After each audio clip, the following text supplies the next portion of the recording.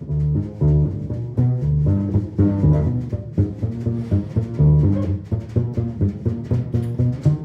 like to welcome you to what should be a very interesting evening in a very interesting space. Delighted to be here. So first let me start by thanking our annual sponsors. You'll notice the Infor, our host tonight, is one of them.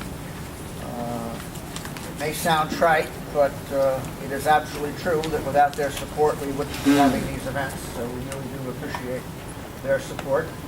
We've got Witham Smith Brown here tonight, a number of folks back there. They're one of our sponsors. Tonight we're going to hear from Ruben Quinones, who has spoken to us before, talked about Twitter when he was here last time.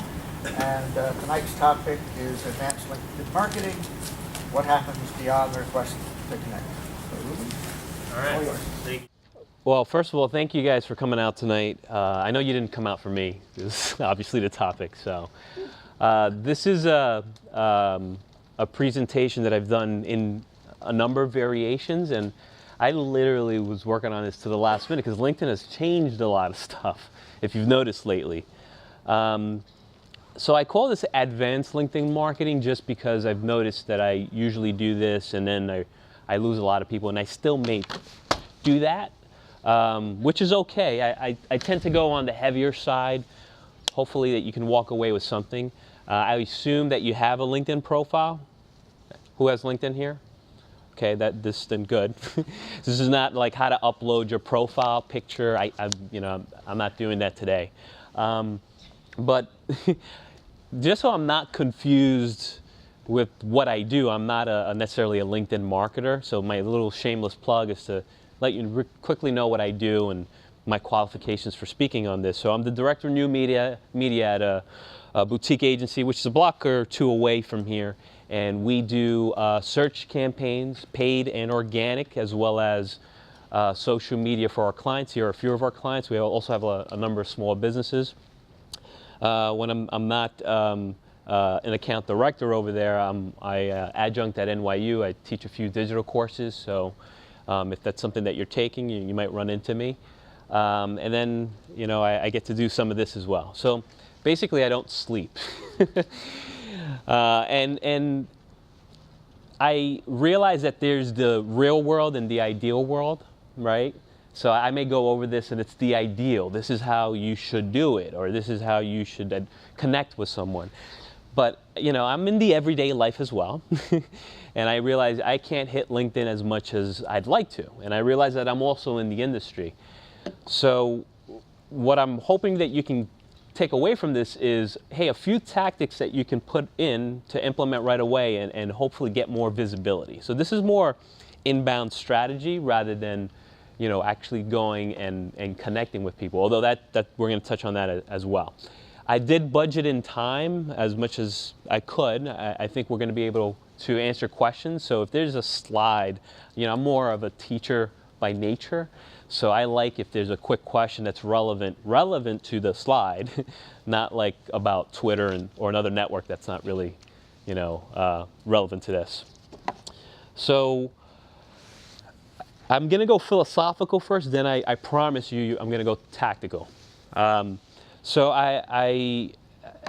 what's happened over the last decade has been pretty amazing. I realized that when I came out of school, I'm not going to say how many years ago, when I came out of school, I don't think that there was no LinkedIn or social media wasn't a term. I worked for my employer. I was identified, and I was in a sales environment, I was identified as my employer, which back then was Verizon. Verizon, immediate association with the brand, and maybe, cell phone charges that were too high, even though I wasn't in that division at all. So I had to kind of, it's tough to break.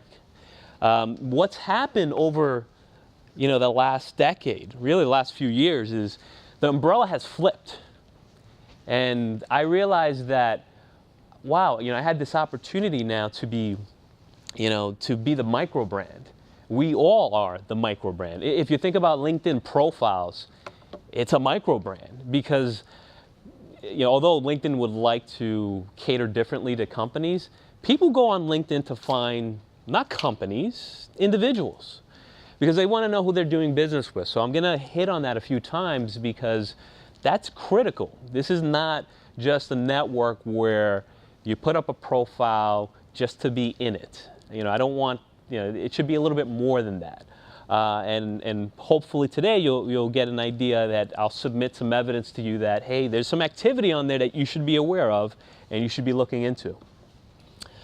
So there's this Reid Hoffman, who is a co-founder of LinkedIn, wrote a book, and this is really his philosophy as far as, hey, I meet a lot of people, obviously. I speak, I teach, but really I could, within a certain time frame, I can only, and you guys as well can attest, you can only really deal with 4 or 5 strategic alliances outside of your clients, right?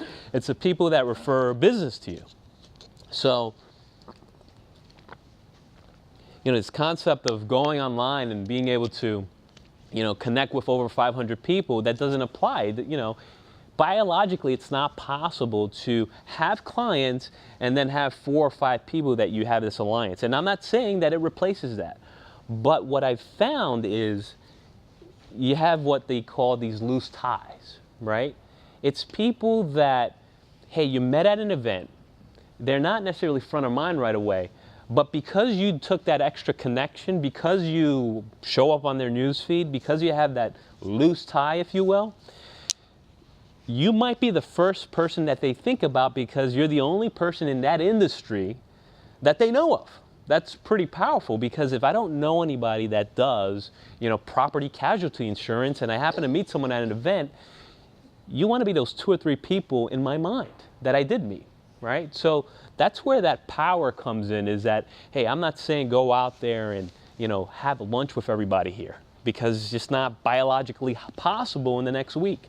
Maybe some of you, maybe, but certainly I can't do that. And I try to do the coffees, the lunches, but it's not possible to do that within a certain time frame.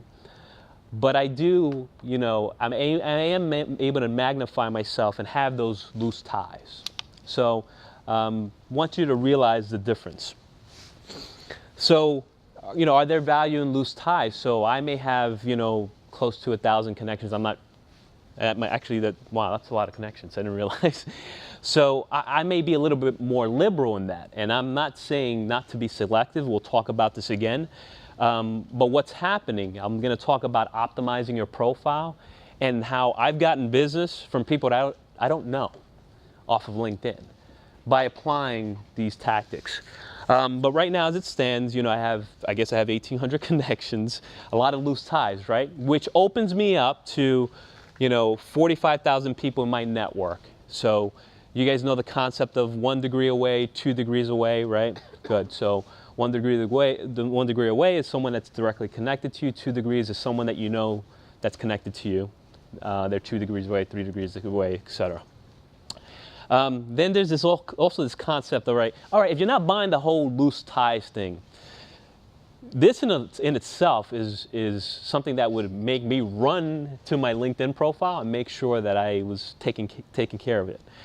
Because, I call it the digital sniff test. More and more people are just Googling your name. They're looking at who they're going to meet with. So then this doesn't just apply to LinkedIn in general. Do I pass the digital sniff test? Because again, what's happening is that I'm going to an appointment now. You don't want to not be prepared. So whether I'm on the other side or I'm actually evaluating a vendor that I'm going to meet with, I'm looking at their LinkedIn profile or I'm Googling who they are, because I want to have an idea of who I'm speaking to. I want to be able to filter out maybe a certain aspect of the conversation. I didn't have that option 6, 7 years ago. Now we do. To continue on, hey, well, what are the other aspects of what's in it for you is, I call it the social dichotomy, right? You do all this great work, you bring in all this revenue for your organization, or you're a big contributor for your organization, yet no one else outside of your organization knows that, which is unfortunate. So if you happen to, unfortunately, get scaled back, you're laid off, or you meet someone, there's a potential opportunity maybe for business, the talent in this room I don't know about, But now you have this ability to actually let people outside of your organization know more about you, which I see another aspect of what LinkedIn has done for me. And then relevance is that, okay, although a lot of people are maybe not on LinkedIn as much as I am, the younger audiences, you see it, this shift into, okay, maybe maybe your demographic or older, they're not using LinkedIn as much, but as time goes on and as LinkedIn continues to grow, you're losing relevance if you're not on there to a certain capacity. So are you losing relevance by not being on there or at least being visible? And then there's, what's your current process? Is it sustainable? Between your clients, your prospects, and colleagues and alliances, technology is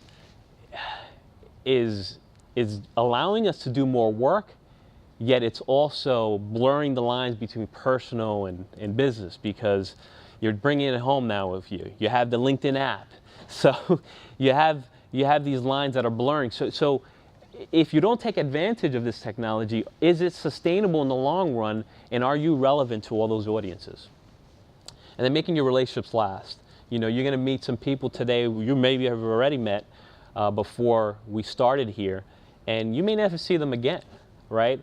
Why not at least have that connection if you have that good conversation?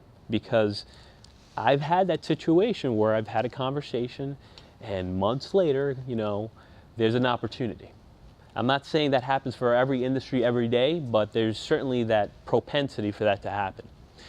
And then if that doesn't scare you enough, and then I'll go into the tactics, what would the future of social networking look like?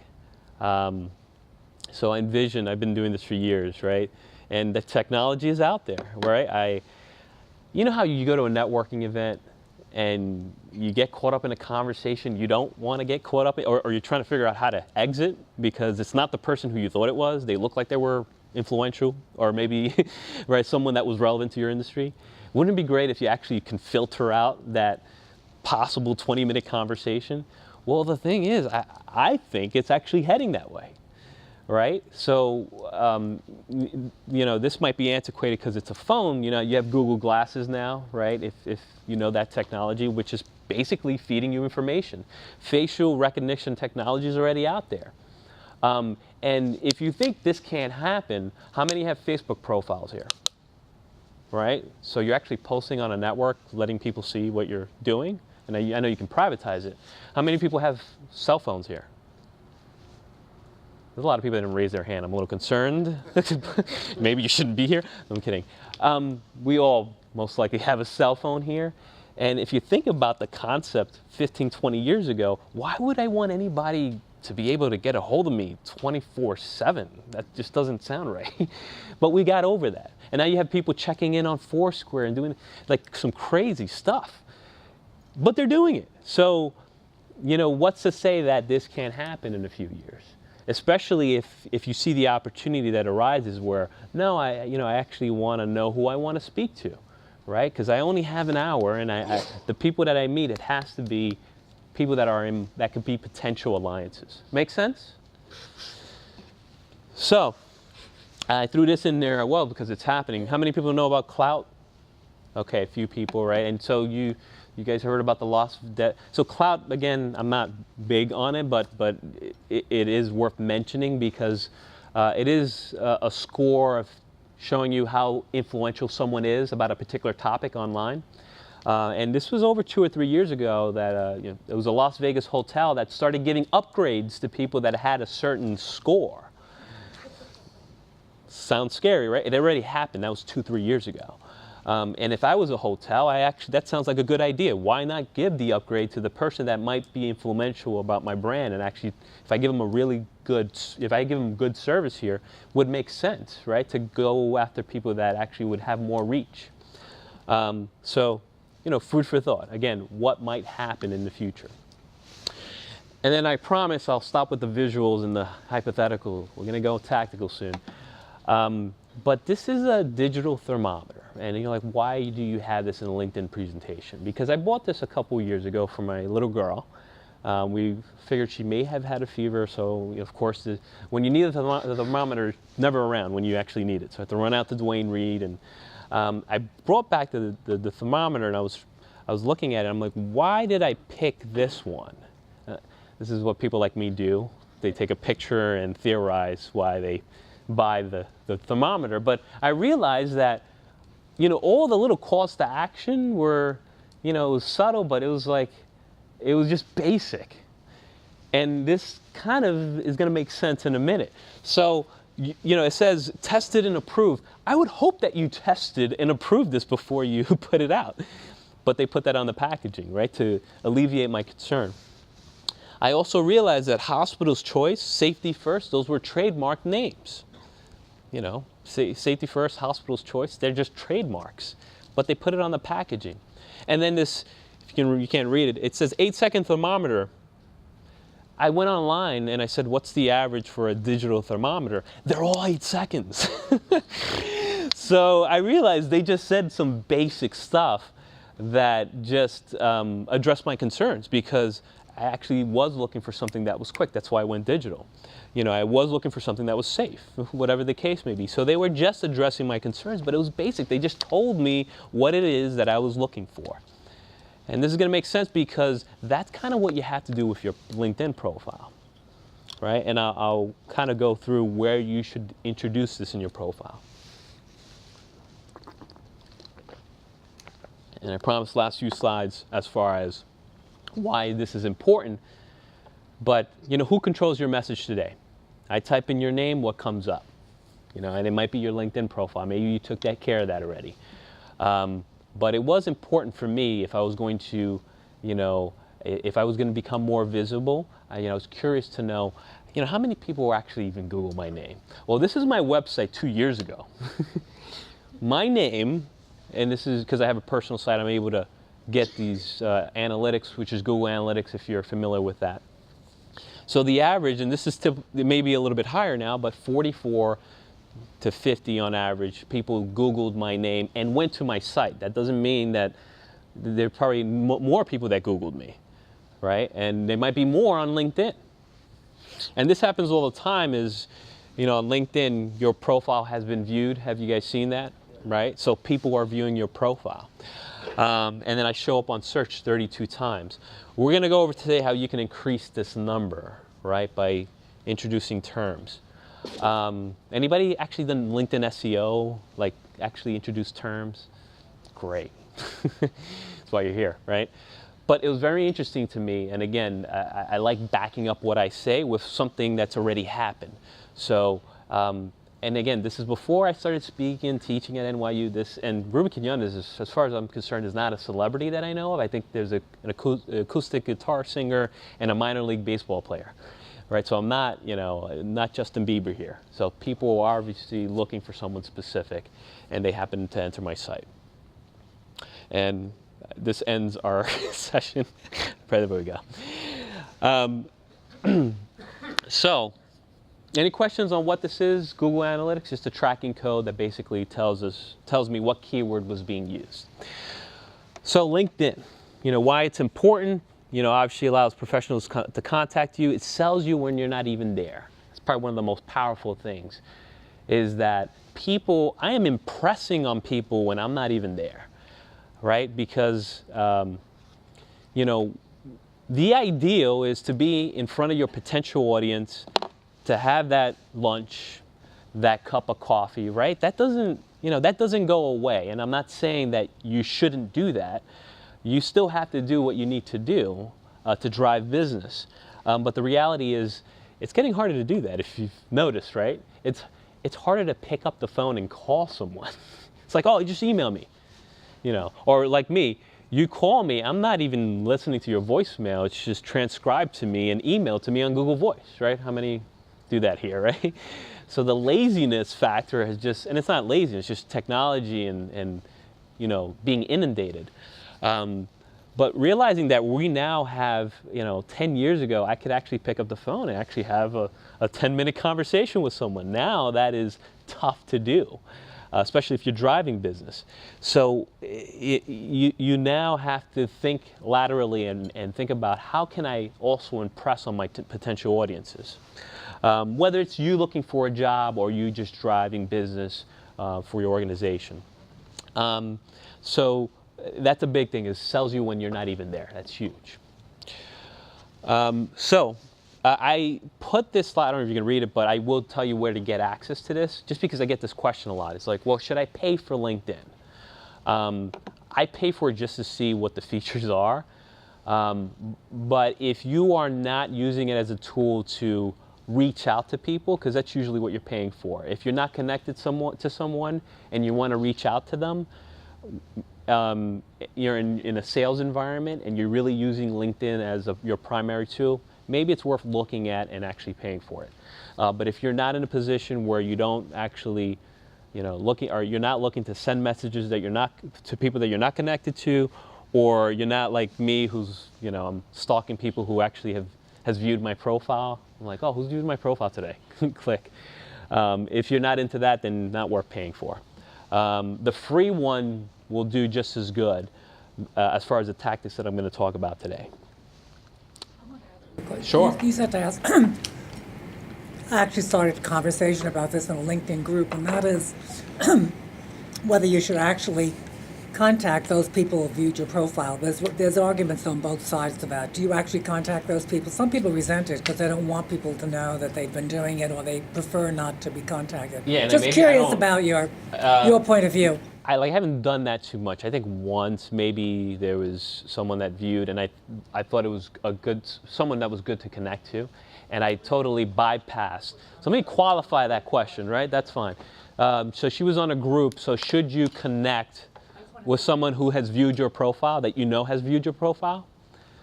Because you can go, I don't know if I can. So you can on LinkedIn see who's viewed your profile. On the homepage, you click on view your profile. So the question is, hey, what's the etiquette or the appropriateness of maybe connecting with someone that you thought that viewed your profile, maybe was a potential, alliance or what have you. I maybe did that once because, as you'll see as I go through this presentation, I'm more about their connections. Yeah. It's not just about that person. And I just didn't say anything and connected with them because I figured they were already viewing my profile. And, obviously they took my connection. You could go the route of not just saying anything. Portion. Again, more evidence. People that have implemented what I'm about to talk about have unsolicited emailed me, and I guess their names are up there. You're welcome to connect with them. Thanked me because they actually got business. So can you get business off of LinkedIn? Potentially. I'm not saying that happens in every industry, but 2 people from other industries unsolicited sent me emails, and I know I've personally benefited. I get this all the time. SEO consulting, training, speaking. People in this room actually have approached me off of LinkedIn. So we're going to talk more about developing your profile. So we talked, it's a digital resume, use key terms, add recommendations. We'll talk about endorsements, which is new, and how that plays into the algorithm. On LinkedIn, how many of you have actually gone on LinkedIn and searched for, how many people have actually searched for someone on this search bar right here, right? Top right. Okay. How many of you have actually searched by a key term? You didn't know someone? Okay. So what the next few slides that we're going to go over today are going to talk about how to maximize and actually show up higher for these key terms. And there's several factors that play into that. It's just not the key terms, it's also how you're connected to, right? And LinkedIn has changed a lot as well, so I'm kind of going with the flow of what I've known lately. But this still holds true. So if you type in digital marketing, dynamically, if you're connected to me, I may show up at the top. If you're 2 degrees away, I may still show up on the top. It depends on the keyword. So more and more people are using this as the Google for individuals, right? So again, this is just an example. Someone type in digital marketing, I show up here. So your positioning on this individual search engine is dependent on a few factors. One being the keywords and where you place them in your profile, as well as who you're connected to. So how many of you actually are very selective who you're connected to? It's like, you've got to make my VIP list. You can't just, I met you here, I'm not going to connect with you. Well, today I'm actually going to present an argument where it actually has this technical benefit. So just connecting to them. And I'm selective if you're out of the country and, or if it's a fake profile, if I've gotten a number of those, I don't connect. But I'm thinking about who's their audience and who might they know that if they do a search that I might pop up. Because the closer that I am to their audience, the more of an opportunity for me to pop up higher. Does that make sense? It's critical to know. So, did that change anybody's opinion about connecting with someone? There we go. So, I realized, a couple years ago, I'm like, I'm not a celebrity. It's not like people are calling me like, oh, So I don't think, again, I'm not concerned with that, and I am, I do drive business for my organization. So I did, I questioned myself. I'm like, why am I not connecting more? Even if it's people that I didn't meet necessarily, it was a virtual connection. And then when I realized there was a technical benefit to it, I was like, oh, forget about this. I sold out.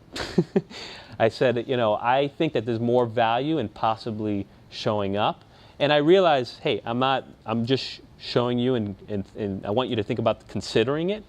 I'm not saying you have to do it, but realize that there's a technical advantage to it and that their audience might see you higher in a search.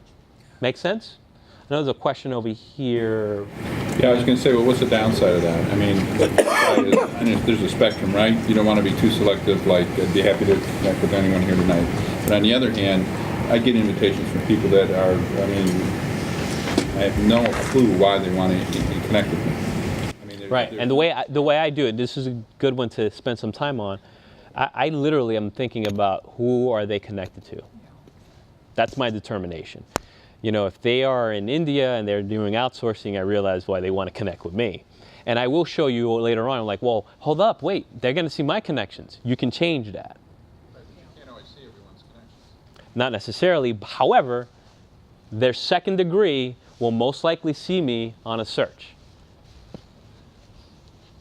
Right? Their audience, if they happen to type in a keyword because they don't know anybody in my industry, I might show up on a search. So, this is 2 years ago. I was called in to actually meet the president of a major network, went to Rockefeller Center.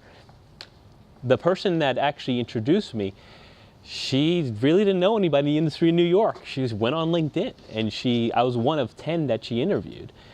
And that's what's happening is that, they don't know someone in your industry, so they're looking to make a connection. And again, that was a cold relationship that I got off on LinkedIn. So what did I get out of that? Well, it was $400 an hour just to sit down with them. So I didn't get the business necessarily, but just to sit down with the presidents of a major TV network is pretty cool. And now we're connected on LinkedIn, right? So I'm connected to their audience.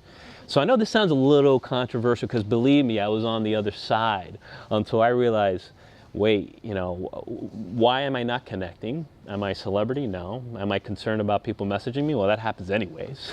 I get emails up the wazoo, but I don't necessarily have to respond. So it's going to happen anyway. If people want to get to you, they'll get to you. You had a question, then you. I just wanted to make a point. I think and I'll repeat the you question. mentioned it that I'm not selective in the sense that if I don't know someone, I might not connect, but I want to be sure that I let my connections show because I feel as though it's a service to people who are in my network, and that if I do them a favor, they'll do me a favor if they want me to introduce me to somebody. So you're doing it out of goodwill, which is fine. But I don't want to have them look through my connections to see these weird people. You can limit that. I'll show you later on. No, I know you can even not even have them show, but I'm just saying that I want to have some quality connections that people can look at. I agree, and I'm not saying don't have quality connections. So, I'm not telling you to do what I do. You don't have to do that. I'm just making you more aware of it, right?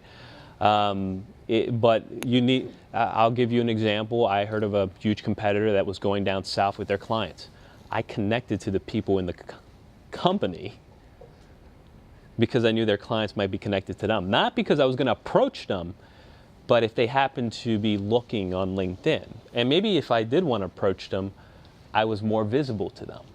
And that's why I present that argument. And you can disagree, which is fine, but at least you're aware of it. Was there a question here? Or? Yes? As I recall, the original concept was that you link only with people you know, because Yep. there's a referral process that was built in originally, that if someone asked you for a referral, you know, I wouldn't be comfortable referring somebody I didn't know. Right. Okay? But I haven't seen that go by in a number of years now. I haven't gotten any requests for those kinds of things. So I request for referral. So understand that I'm not saying to vouch for anyone. I'm not saying to recommend anyone. Sure. The question is, see if I can repeat it. You know, you used to get requests for referrals, referral for expertise, right? And I'm not talking about that. It's you know, request a friend. So you haven't seen a lot of that, maybe because LinkedIn has changed a lot as well. But you know, put some context to it. You know, as far, hey, I met you at the event at the New York Technology Council, would love to meet with you, or I didn't get to meet with you, or you were one of the attendees. I'm just doing this Ruben thing because he's told us to do it, whatever it may be. It's okay to disagree with that philosophy. I'm okay with that. It's more for me. And I realize that it's different from what you're hearing out there. Because I think we could talk about social being great and all fluffy and nice and hold hands, but you know, I think we also want to know, hey, are there any tactics that you can employ to drive business? So inviting someone to connect is not saying, hey, vouch for me, recommend me, or endorse me. It's someone, hey, we are like-minded individuals, would like to connect with you. Something as simple as that. Don't have to do it, totally fine. But at least you're aware of it now. Any other questions on that? Ruben, would I get more positioning if I have more? Because I Yes. don't have many contacts, but the more people on LinkedIn, the higher my position goes. Is that what you're saying? That's part of it, yes. Is that, you know, if you see someone that actually is, this is their algorithm. It's a big algorithm. It's a big algorithm, which is always being tweaked as well. And we're going to go over other factors as well. And that is that's why I'm advocating it. Is that the bigger your network is, your loose ties, remember, these don't have to be your strategic alliances. So if you get over the, you know, okay, I will be more open, if you go that route, you will be more visible to people that connect to you, not only people that connect to you, but their network, their second and third degrees, who may never know someone in your industry, but they see that you're connected. You will show up higher as a result of being connected. Does that make sense? That's one of the tactics that you could employ. Right? You don't want the fluff here, right? This is advanced LinkedIn marketing. So just quickly, if you happen to be connected to someone who has 1 million contacts, that by itself would But what's the quality of that connection too, right? be good connections. Right. So, well, it's like, you know, as a marketer, I've got to realize who are my strategic alliances. And I'm sorry, I didn't repeat the question. I realized yeah, no problem. So, yeah, just for the sake of time, I'll kind of shift over questions to the end, but let me answer that real quick. What was your question again? The question was, Yeah. if you're connected to people who have lots and lots and lots and lots of contacts, Yes. does that by Theoretically, you are now 2 degrees away from their contacts. But if it's someone in India that does something else, not relevant, right? You don't want to open up yourself for that. So let me kind of get going, because I realize this is, you know, a sticking point, but would love to answer more questions down the road. So why have an image? Well, if I do a search, who's standing out here? Besides the fact that I have a call out, right? I mean, and try this when you go home. Do a search for a key term in your industry, and you realize that ad, if you will, it's now an ad because they don't, you know, I typed in a particular key term, is not standing out as a result. So that's the big reason why you should just have a photo in there. But not just any photo. I literally, and I have to blur it out because I didn't want to embarrass anybody. This was this morning, and of course, you guys have seen the e-cards on Facebook. Sorry, my LinkedIn is a joke. How professional, unprofessional. This is not Facebook. I see a lot of the, it's okay to have your family, I guess, dogs. It's just a business network. And realize that the more farther away you are from the picture, the smaller you're going to look like when people actually search for you. And then I saw someone with a car at their LinkedIn profile. So it's like, hey, I want to do business with someone, and you hear a car comes up. These are real connections that I went on LinkedIn and saw. So it's pretty funny. To further my point of, well, Ruben, are people really searching that way? Yes. Here are all the keywords that are being used. So over 50% of searches, at least 50%, are key terms that are being used to find someone in my industry.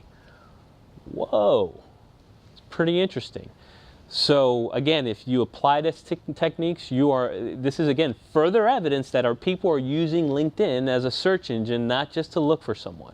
These are my personal stats. Where do you put those terms? Coming up. Oh, okay, sorry. You thought I was just going to come here and talk about connecting? So here's the deal. Professional headline. So the professional headline is actually pretty important because it comes up, over here, right? It's the first thing that people see. So your professional headline, these key terms, once you found that, hey, what is the solution that you provide, not the company and the position you work for, that's already in there on the current profiles. So it should be solution oriented. It should be more around these key terms. So now that when you look at my profile now, you know why I did it this way. But I'm coming up for these key terms because I'm putting it at certain places in my profile. The first one being the professional headline, right? So connections are important, but now these key terms that are in my profile are also important. But it's not just the professional headline, it's also your current and past position titles. That's another area where you don't just say the position in the company. LinkedIn gives you plenty of real estate to actually, again, reemphasize what it is that you did there, right? So, Director of New Media, SEO, social media, paid search. And again, there's a difference between spamming and not. I can show you spammy. But if you looked at my LinkedIn profile, you wouldn't be like, oh, this guy's trying to game the algorithm. Now you may, but it's okay to actually mention what it is that I did there. So I do this for current as well as past positions. If you do this on LinkedIn right now for your industry and you click on someone, under the keyword it actually highlights where LinkedIn aggregate those key terms. So it actually tells you where to put this in your profile. Does that make sense? Professional headline, current and past titles. Yeah, till the end. Just for time. So utilizing professional headline to the max, and this is typically what you see, right? And there's nothing, this is the typical, so I use their names. Managing Director, Grammar and Company, right? Position title, company name. I'm saying don't do that. Actually fill it in with keywords that provide solutions to your client. For me, it's digital marketing. For you, it might be risk management. Whatever industry you're in, you're going to have to figure out what are those keywords that people might type in to get to me. And not to go too deep, but you could use some SEO keyword tools to actually see how people perform this search on Google and apply it to your profile. The summary. How many people fill out summary in your LinkedIn profile? It has no bearing on the algorithm. It's a good place to, chat, talk about, be descriptive of what it is that you do. But specialties actually is one of the biggest portions and one of the areas that is usually not utilized, right? How many people actually fill out specialties? Less people raise their hands. How many people actually fill it out to the max, all the real estate? Okay, you did. So a few people have. So make sure that you are hitting on every keyword or key term that is relevant to potential searches. So you'll see that not only do I say search engine optimization, but I also say SEO, right? Because that's also an abbreviation of what it is that I do. And if they type that in, I have a higher probability of coming up. Does that make sense? Okay. Interests. How many people fill out interests? Less people, right? And so you realize that I use interests for, well, and I am interested in this stuff, right? But direct marketing, online marketing, and just to be objective, I did put baseball and boxing. All right, so don't say I don't have any other hobbies, because it's in there. But the reality is that I actually am interested in this stuff. Yes. I'm sorry, end. Towards the end, we'll take questions. We want to make sure we get enough in here.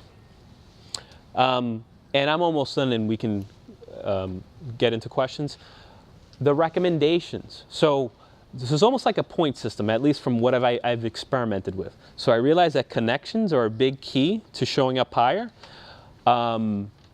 Where you put keywords in your profile is another place that I can impact. And then the recommendations. Just one recommendation per title or position that you've held makes a difference.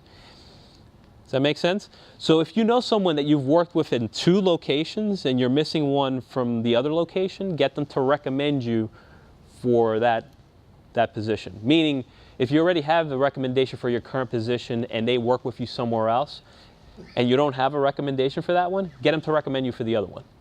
Because just one makes a difference on their algorithm. So 1 per position. You know, I have a good amount of recommendations. Doesn't matter, because it's just looking at that 1 per recommendation until they tweak it again. Endorsements, right? That's the big one now, right?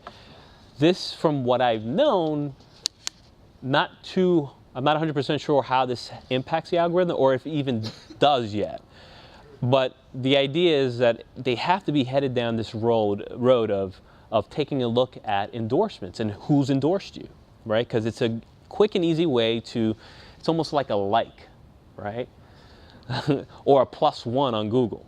We already know in our industry a +1 on Google sends signals up to Google that, hey, you should consider this when you rank us. I would think that you know, LinkedIn is probably modeling that and probably looking at endorsements as a great way to position someone. Again, I think it's headed towards that. So it's good to get endorsements. It's good, I guess, to share them.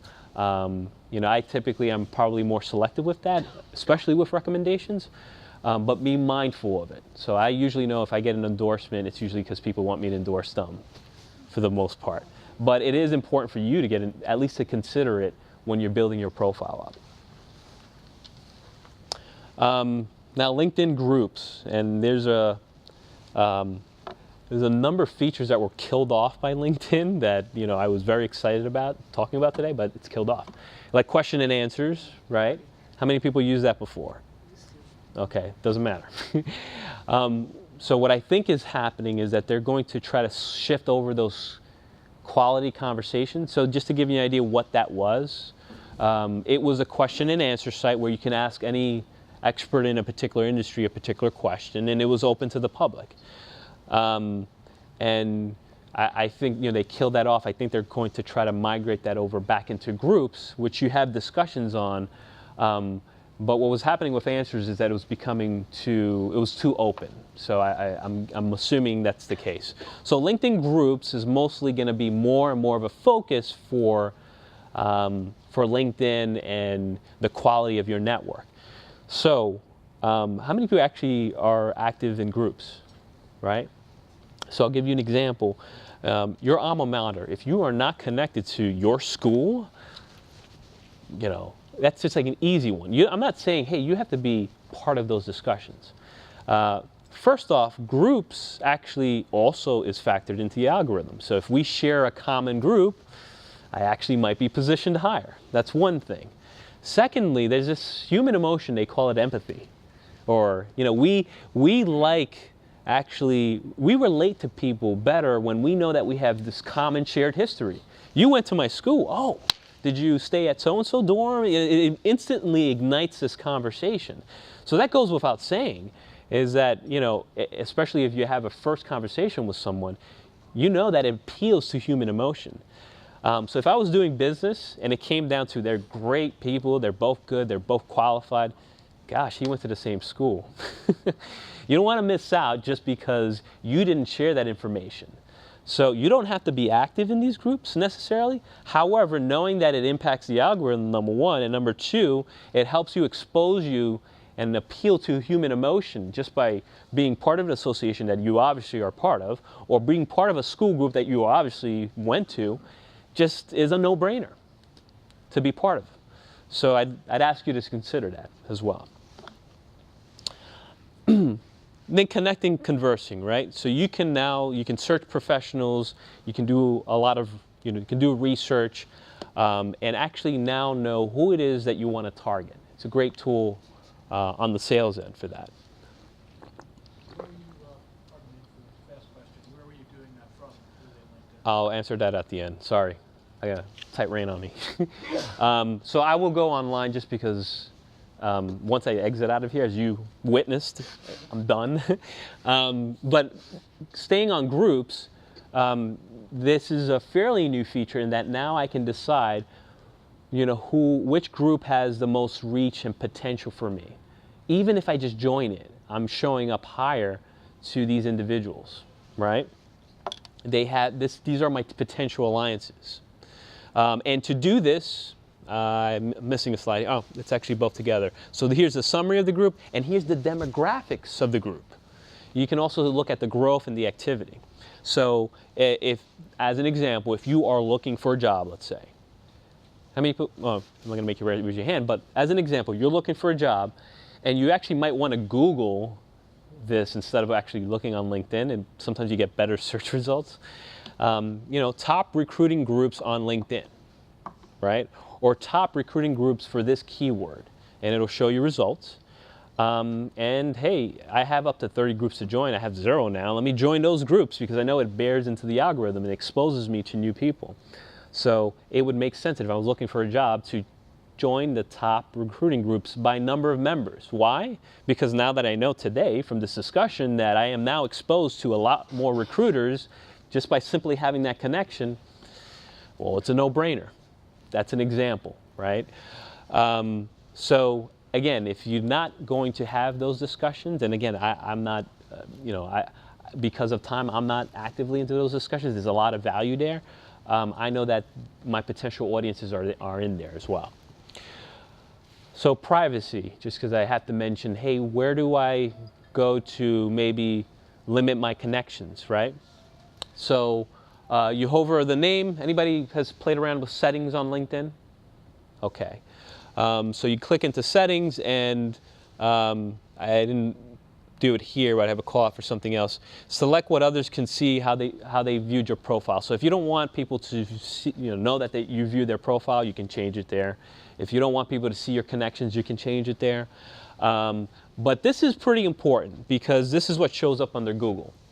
And I just think it just makes sense to make sure that you have your business, not your business name, your name, your individual name. Because if I am Googling Ruben Quinones or a certain person is in this room, that's what I want this to show up high. You guys have seen when you Google names, LinkedIn shows up 1 or 2, right? And this is where you can impact that. And you can change that at any time, and you want to make sure you change it before hopefully someone else takes it away from you. If not, you have to come up with a variation.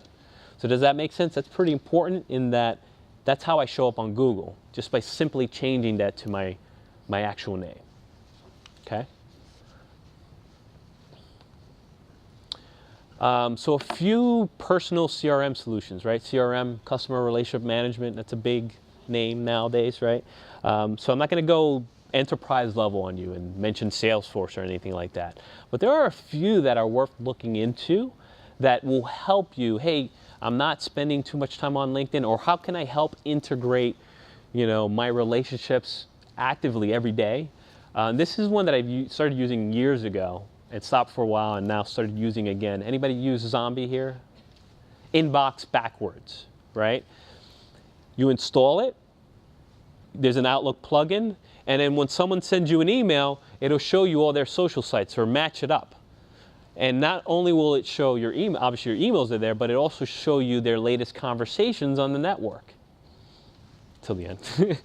So now I have the ability of knowing, when I speak to Ruben that, oh, he also tweeted about this or he linked up with so-and-so. I know that connection. There's this instant conversation. And it also puts context to who it is that I'm talking to. Or it's a new relationship because it's an email for someone we're not connected on LinkedIn, it comes up. We're naturally having a conversation because he's emailing me and we're doing business or we're initiating a relationship. Click the button and I don't even have to go to LinkedIn. I sent out a request, right? So this is Zombie. One that I'm more excited about is Contactually. And full disclosure, if you use that link, I think I get something out of it. I don't know. Maybe a free thing. It's the same thing if you went to Contactually. You don't have to do it, but if I refer them, it'd be great. There is a free tool and then a paid tool. But literally, what it does for me, same thing as Zombie, except this actually emails me based on my relationship, right? So if I say, hey, this is a warm lead for me, or is this someone I met at an event, or this is someone one-off, it'll, on a daily basis, actually email me based on their algorithm and how I've categorized the relationship. So as the emails come in, I can decide, hey, who's someone I need to follow up in the next few weeks, because you know that world, right? You have to wait till mentally you remember, I'm like, I got to get back to this person. This helps you with that process based on how you categorize that relationship. Make sense? Okay, so I'd encourage you to, download this and play around with it. And then how many people have the LinkedIn app here? Okay, just makes it easier, seamless to interact with LinkedIn and not necessarily have to be in there and have that experience of a desktop. So literally, I can just intuitively link up with someone or have that discussion. Makes life easier. And I think it's been about a year. And also now it's presenting, I don't even know how this has happened. I guess I gave it access to my Outlook. Basically, my future appointments is now linking me up and contextualizing who I'm meeting with. So I forget how I hooked that up. That was a while ago. So when I have an appointment and I mention the name, or I have the, on Outlook, you invite people, it'll instantly grab their profile and match it up. So when you're in LinkedIn, it'll say you have, these relationships that you're going to meet with. Okay? Ruben, real quick on that. I'm almost. Other platforms other than Outlook? Yeah, Contactually, I believe, and Zombie will work with Mac. I'm just not familiar with that world, sorry. Reportive works with Gmail. Reportive is another good one, yes. Gist.com, Gist as well. G-I-S-T, I believe. So to kind of summarize, and I promise, now this is question time. It's obviously a place where you can sell yourself when you're not there. It helps you kind of to solidify those connections that you met at an event, but you may never see again, right? They can be part of your loose ties. And it'll go beyond just having those initial connections. So before I have to get to questions, and I promise we'll kind of open it up to everything, the presentations are readily available on Facebook. If you want to go there on the tab, that's my LinkedIn, that's my email address, and that's my Twitter. So there was a question back. I'll start with you, Gloria, why not? Who, by the way, reached out to me via LinkedIn. Was it LinkedIn? I did. I actually found Ruben on LinkedIn, and I work with him now on different projects. She's a client. For clients. I'm in an incubator space right now, and somebody showed me online something very similar to these CRMs that is kind of, with Google, it's called Connected or something like that. Would that be like a good CRM tool as well? Is it directly affiliated with LinkedIn? So the question, I guess, is I'm not familiar with Connected. Or it's something to that effect. I can't remember. Yeah, as far as CRM tools, what's out there more? I only mentioned these two because these are considered personal CRM tools and not like enterprise level. So Salesforce, you know, Right. and those type of softwares are open to, you know, they're usually meeting business needs at an organizational level, where this is, you know, contractually it's free, and then you can pay a couple, you know, I think it's like $7-8 a month to get to upgrade to certain features, and it's really for the person that doesn't want to have to sell Salesforce through, or you're part of a smaller organization and you're trying to integrate all your social networks into your Outlook, or be reminded like this one. So this is just more personal CRM, but Reportive was another one, Gist is another one. I figured I'd just mention a few that I think you can play with and try to, you know, maximize on your network. So a lot of these typically hook up with LinkedIn's API, and you know, and the Twitter, Facebook, LinkedIn have made it easy for a lot of these CRM tools to just integrate with. I don't know if that answers your question. Yes. Yeah, I noticed that your postings get connected with Twitter. Do they connect with other social media? It seems like it's built in. Well, Twitter and LinkedIn I don't know what the latest deal is, but I know they've scaled down on the Twitter Can't get the Twitter postings on feed anymore. You LinkedIn. can't get that Right, anymore. because it became annoying because there were hashtags, this and that, showing up, and people on LinkedIn maybe didn't understand that language. And I'm against that in a way, because you know how you market, and you don't really market necessarily on Facebook. You're just hanging out with your friends and looking at photos. So the context is different on a network like that, and you know, that audience may find it annoying versus a business-focused audience. So I'm actually more. I like when you can post directly on that network, but it makes sense sometimes with Twitter. Now, you could use a TweetDeck or a Hootsuite to do that stuff. You know, but again, I kind of stay. Oh, I do have TweetDeck, but I usually go into the network. That's just me. So if you want to use a Hootsuite or a TweetDeck to just send out that message to multiple networks, you can. Yes. Use Sort buffer. of like And I'll ask the question. an overarching sort of skeptical question. Yes. I asked this to a bunch of people in my office before I came here about Twitter, and I heard you mention one person reached out to you, and then another person connected you, called you the Z Network president. I asked people in my office saying, how many people here, other than, let's say, going to Twitter, you're going to meet somebody, and you look up that person's profile on Twitter, you may or may not be connected to them, you see you might have one or two people in common. He said, how many people have gotten, and I asked this in my office, requests out of the blue for, new business, or after somebody has connected to them, there's been subsequent conversation. Right. And I asked this of 10 people, and the responses from everybody, unless we're all doing something wrong, were essentially marginal. Yes. That I've never gotten any inbound stuff. I've connected with somebody, and that person is connected back with me. We've never had any contacts. Sometimes people will reach out to me and say, oh, I see that on Twitter you're 2 separations away from person B, and it turns out that you haven't the slightest idea of who that person is. And I was thinking, out of 10 people, one person to say, yes, I find LinkedIn to be a very active, dynamic, interesting platform. And everyone was just like, LinkedIn. And did everybody hear that?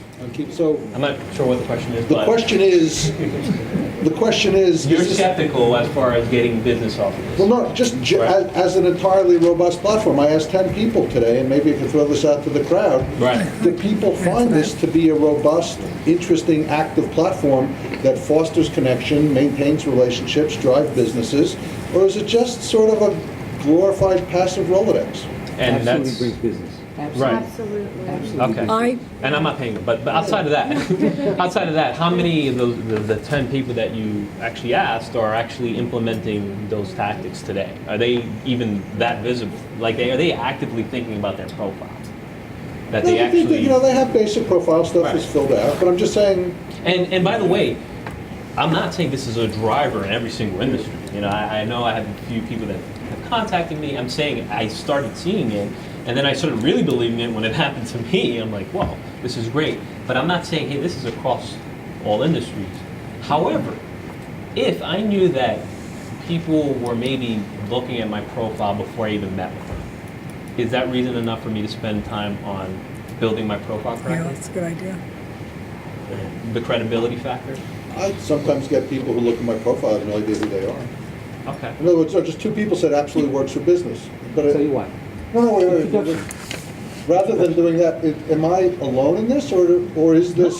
No, more I would of an expect I most just- people in this room would Yeah. not because they may have not Glorified. implemented this. Yeah. Like you I'm want to very say? active. Very, Yes, very I don't know how I'm doing with time. I want to make sure I stay within Yeah. the bounds. Okay. You're fine. Okay. I Just moderate ahead. here a little. one thing I make sure is everybody on my LinkedIn, I know them. And when I invite you into my LinkedIn, I would offer to you, if there's anyone on my LinkedIn you want an introduction to, I'd be glad to make that introduction. And quid pro quo. And it And has speak up gotten an high, too, so introduction. that everybody can hear. I wanna Got a repeat meeting, it, too. maybe got a little business, maybe didn't get a little business, but the introduction was a key part of that. And also, if you're active in asking for them, I mean, Active. I'd be active in asking. If you're active and you say, you see you have a second connection, that's where I see value. And saying, hey, do you mind passing a referral? I'm not sure what your relationship is, but how do you feel about passing a referral on? I actually am more selective about that. So there's a difference between me requesting a connection or accepting a connection.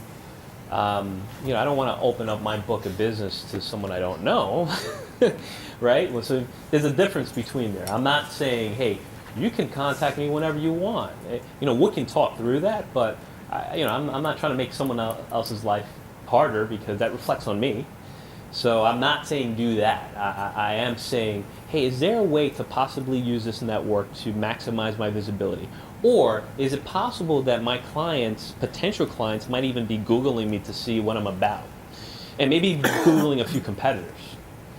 That to me is enough of a reason to think about building my profile. That'll scare anybody, right? If you think about, hey, how am I impressing on someone who is about to meet me for the first time?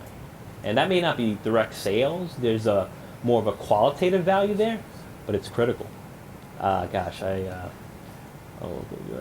in the back of the room. I don't know the order here, sorry. Comment on LinkedIn InMail, and how do you keep a high score, a high quality score? In-mails, quality score for in-mails? There's a score, the multi-score, you've got a 10-star score, 9-star, 5-star score. Are you talking about answers? Because there was a score system around that they did away with. You don't use email? I don't actively send out in-mails. Yeah.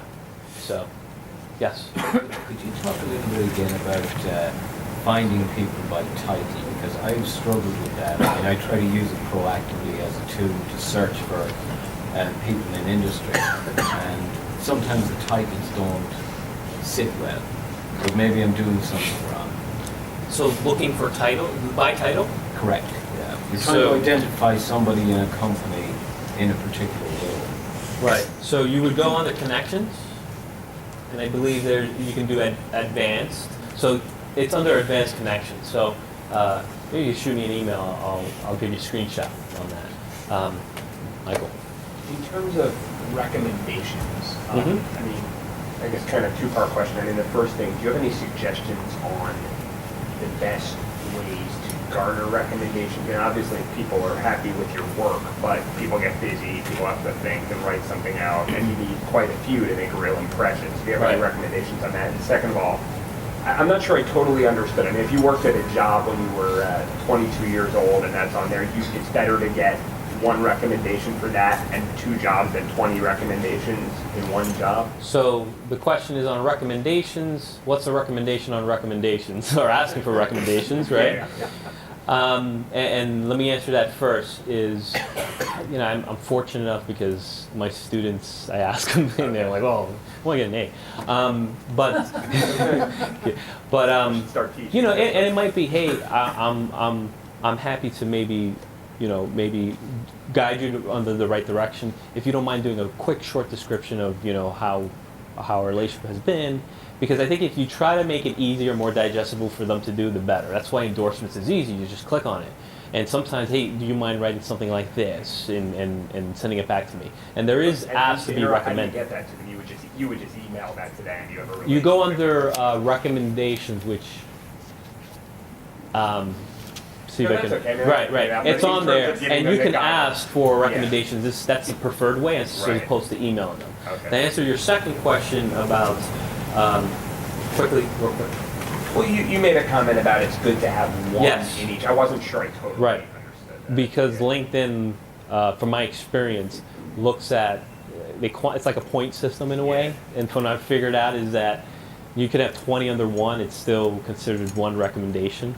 Really? Okay. Yeah, at least as far as the impact. Again, it's an algorithm, so you don't totally know it, but I've noticed the difference when you do one across a whole bunch versus a whole bunch in one. Do you think it's better? I mean, I'm sorry to monopolize, but if you had a job when you were, again, I mean, obviously thinking of a person like years and years ago, right? Is it better to just take that off or to not hurt your algorithm? And by the way, Yeah. the way it looks is important. I don't want to dilute that. So when it starts looking, spammy or just not good, I'm not saying to compromise on that. But I just wanted to bring another element into realizing that, it does play into it. You do have to, I don't want to make the judgment of how your profile should ultimately look. I just want you to consider it. So you've got to make a judgment call as far as how that looks on your profile. Although right now, if you notice, it cuts it off at 2. And then you would have to click on see more to see all the recommendations. Good point, yeah. Good So, you can kind of, that's pretty new. There'll be a lot of new stuff coming up. Yes. Okay, you said earlier about viewing or Just give me the umbrella when I'm done. about showing or hiding connections. Have they come up with a way of being able to group your connections or Yes. be able to say, okay, because you were advocating having connections that maybe you don't really know that well? Yes. And if I were to do that, I would perhaps want to group them separately and on a case-by-case basis decide if I want them to be viewable So by everybody else. when you accept, you can go into a profile and categorize them. And I have to qualify that with that I have the paid portion, so I don't know if I have these different features. No. So you've done it? Okay, so the question is, can you categorize them like you do maybe on Google Plus if you use that, right? You can put them in a certain bucket. And on LinkedIn, you can tag them and put them in its own folder, if you will. Now, because I kind of thought about that like way after the fact, it's just too tough for me to do that. However, that's why I'm using contactually to do that. So it makes it easier for me. As someone emails me, I can quickly put them in a bucket. So if you're in that position. Question. How much time a week do you spend managing this process? Not much at all. How much time do I spend managing this? Say per How much week. time does it take to build a profile? You can invest a good hour, and you can tweak it down the road, and ask for recommendations here there. Do you spend 6 hours a week, 30 No. minutes a week? And the thing is, I should. I'm just speaking from my personal experience. Of course, it's best practice to give value, and there's definitely, we didn't talk about it as far as status updates and providing value to the community within group discussions. You already know that. I think that depends on who you are and where you are in your industry. Of course, the more I put out there, more visibility I'm going to get. And this is probably more passive. I'm just saying, from a passive perspective, it's done pretty good for me, right? But I don't like answering your questions. I think that's so. It depends on who you are and what you've got pulling you in different directions. But as far as implementing this, it's just setting it up correctly. When you do, Go ahead. I'm sorry, when you do a status update, does that just go to your network? You can actually, so when you do a status update, you can actually check off whether you want that to just be in your own network or a public one. Right, there should be a checkbox there. Question? You mentioned a few places where you could put key terms that impact the algorithm. Do you recommend using the same key term in all those same sections, or does that impact the algorithm if you use it over and over, or does it only matter if it's just there in one place and you switch them up? Putting it in those different positions does, yeah. Same word. Again, you don't, yes. Okay. So you can play around with this, go home, do it tonight, and then click on someone that is high up, and then you see it highlighted, and you realize, oh, okay. But again, I do want to throw in the piece that I don't want it to come across where someone comes across my profile and it looks like, why are all these keywords? So be descriptive, have a diversity of key terms as well, and you'll see that that's consistent in my profile. But yeah, I would mention mention social media on my professional headline, my titles, and my specialties once on each one. And I do that for that very reason. Question? When you are looking in someone else's network and they have, 1,400 connections, can you sort someone that you're looking on? Can you sort their search results? So the question is, can you sort someone's search results of someone else's connections? Not that I know of. I've never tried that, unless someone has tried that in this room. I think they just recently added a little search box within Connections, but I haven't gotten it. Within your own personal?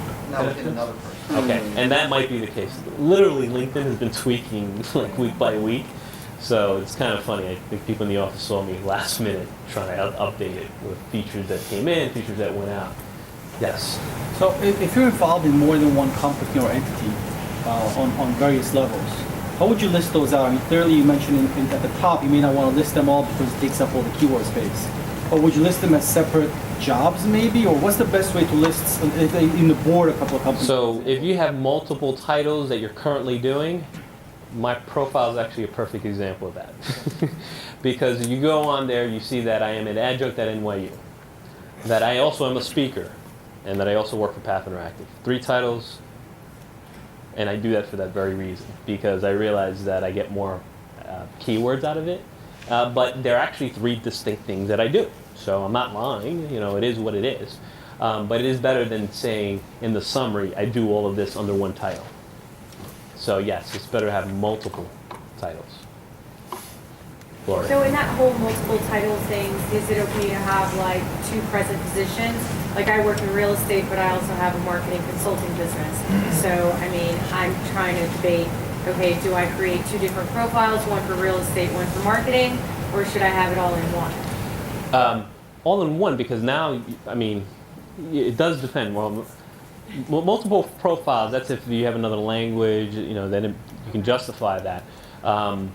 But you're going to get more maximum benefit if you're trying to come up as one brand by diversifying it. It's also, again, I don't want to dilute how you come across as well, because I've gotten those profiles where they do everything under the roof, or they don't do enough for me to even value as a connection.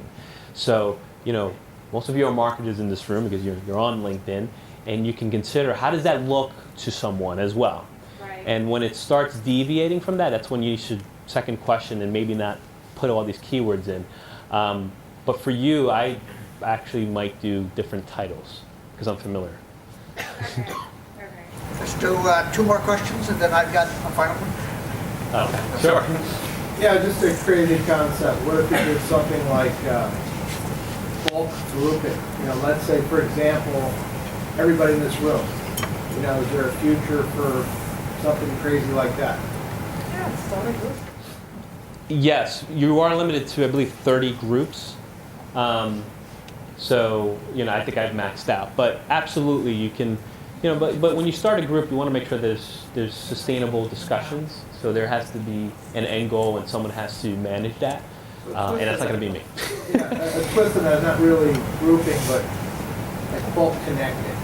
Just a concept. Like, we all have a similar interest, so, obviously you have to administrate it, but Is there value in that? Absolutely. You administrate it. No, but absolutely. Is there value? Absolutely, because these are money on that. absolutely. There's a lot of value to managing a LinkedIn group. One thing I didn't mention was, and I haven't used it enough, is you can export your connections as well, their email addresses, right? People don't realize that. It's hidden kind of. And I'm sorry, I'm having issues going online, but you go under contacts, you click on connections, and really, it's tough to read sometimes. It says export connections. It goes into an Excel spreadsheet, and now you have all their email addresses on one spreadsheet, and you can change it around as well. So if that's helpful at all. So one more question. Middle right. Just to follow up to your comment, Yes. you said you can export connections. You can export your own, but can you export someone else's? No, I doubt that. No, that'd be nice though. That's why you should connect with them, right? And I believe that was 2. One more? One more. I might be the rarity, but I've stopped reading recommendations because they all sound the same at this point. Yeah. I mean, you're not gonna leave a recommendation on your profile that's not good. Everyone's is good, right? Sure. So my question is, in the algorithm, does the algorithm just take into consideration that you have a recommendation for each position, or does it take into consideration that keywords are used in that recommendation, which would push you even higher? So the question is recommendations, is it considering just the recommendations or keywords within the recommendation? That's a good question. Up to date, I haven't seen like keywords within recommendations highlighted or that being any bearing. Could change. Again, I don't know. I don't know 100% of LinkedIn's algorithm. However, what I did find out was just having that one per title made an impact. Because then the premise would be to ask your recommendation to put those keywords in, to push you. Right, but no. And that's where it becomes maybe a little bit too much for them to do unless you write out the whole thing for them. Right. You know, I'll take a recommendation either way I can get it, right? And besides the fact that it does look impressive, you know, there's a difference of someone having 10 versus 1 recommendation, right? That was manufactured. Any thoughts about LinkedIn mapping? You tried that? Something about to be something. LinkedIn mapping? Oh, it's a beta feature. It's really cool. Google LinkedIn mapping and follow it along. It'll then ask you to give you LinkedIn username and password, and it will draw a graph that shows a node for every one of your connections. It shows all the lines between them. And the more connections an individual person has, the larger they'll appear, so you can see who your real connectors are. And it color-codes it into about 8 groups. And it tries to algorithmically figure out, you know, which have commonality. And then you can see who are the connectors that kind of link those. And should be on the connections, right? So if you click on I don't know. connections. I only know how to get to it through. I did Google LinkedIn mapping, and then it takes you there. It takes about 2 minutes to build the map for you. And, you know, it's pretty, and then you zoom in, and you can see every individual network and who they connect to. Advanced tactics, you know, LinkedIninsights.com writes a good blog, and they've come out with a lot of different features, have killed off a few. Realize that LinkedIn is a publicly traded company. Facebook's out there, even though they have a small investment in it, and is trying to retain being the business network.